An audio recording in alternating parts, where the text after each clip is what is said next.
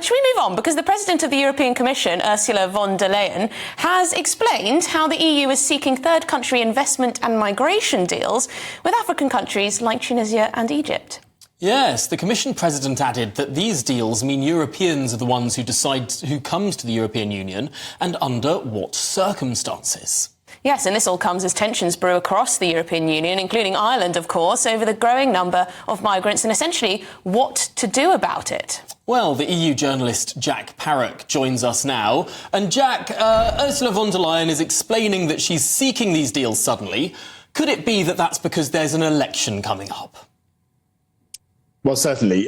This has been, over the past year or so, the sort of growing, bubbling decision by the European Union and the Commission President, Ursula von der Leyen, to go out there and try and sign up these deals. But let's make no bones about this. It's not been a huge success so far. The Tunisians, back in the autumn, they agreed a deal which was to support their ailing economy with the European Union to the tune of about 127 million euros. When the EU did send some of that money, about 60 million, the Tunisian president sent it back, saying it was derisory and insulting and that they didn't want EU charity. And part of that was because they had agreed that they would have Tunisians returned to them from the European Union who were found to be illegally there, but that they wouldn't accept sub-Saharan Africans who'd been registered as passing through their country on the way into the European Union. I think your discussion that you were having in the run-up about British migration and the divisions that we see in opinions are very much reflected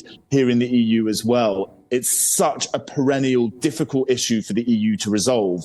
But in April, they did manage to get a new overhaul of the EU's migration system put into place that was voted through the European Parliament, but it won't come into force until 2026. So EU voters heading to the polls in June, although this has now been signed off, they won't see any changes for a couple of years yet. So whether it actually swings the votes, we'll have to wait and see.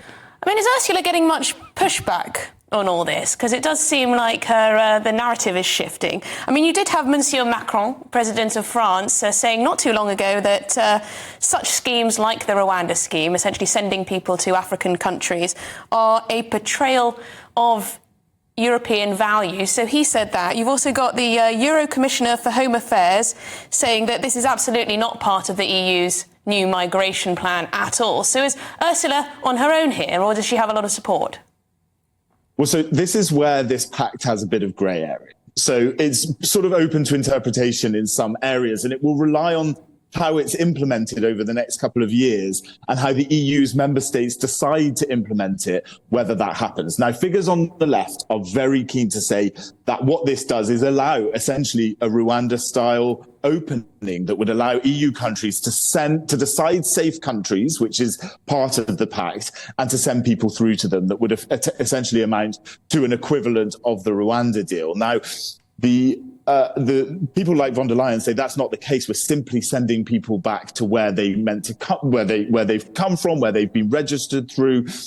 This is all in the context of the fact that EU asylum applications have gone up to 1.14 million people last year, the highest rate since what was called the migration crisis of 2015-2016. So people like the Commission President know she needs to act. How, as I say, how this actually works out, whether we start to see safe countries implemented that will then allow EU countries to send people back to them in a Rwanda-style deal, that will all be done in the implementation. And at the moment, it's hard to see how that's going to work. And we know how hard these things are to implement from Britain's experience. Anyway, thank you very much indeed, Jack Parrock. Great to speak to you. You're an EU journalist. Thanks, Good stuff.